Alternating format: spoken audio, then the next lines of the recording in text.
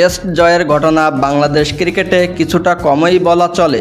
দীর্ঘ 2 যুগের পথ চলায় টাইগার ক্রিকেটে টেস্ট জয় যেন হাতের আঙুলে গুনে শেষ করা সম্ভব। সেই দলটিই এবার ভিনদেশের মাটিতে 2বার পেল টেস্ট জয়ের স্বাদ।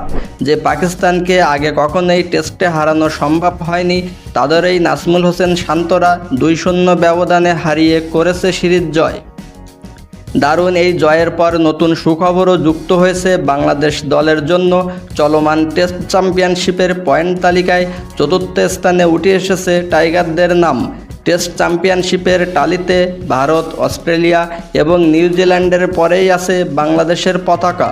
চলতি এই চক্রে বাংলাদেশ এখন পর্যন্ত খেলেছে 6টি টেস্ট, জয় পেয়েছে 3টি টেস্টে, হেরেছেও সমান সংখ্যক ম্যাচ। শতাংশের হিসেবে 50% পয়েন্ট প্রাপ্তির কথা ছিল টাইগারদের, কিন্তু প্রথম টেস্টে 16 ওভারের কারণে 3 পয়েন্ট কেটে নেওয়া হয় বাংলাদেশের। 3 টেস্ট জয়ে 36 পয়েন্ট যুক্ত হওয়ার কথা থাকলেও টাইগারদের নামের পাশে এখন তাই 33 পয়েন্ট। শতাংশের হিসেবে 45.83 পয়েন্ট অর্জন করেছে শান্ত সাকিবরা। তাতেই শ্রীলঙ্কা, দক্ষিণ আফ্রিকা এবং ইংল্যান্ডকে টপকে টেস্ট চ্যাম্পিয়নশিপের তালিকায় 4-এ উঠে এসেছে বাংলাদেশ।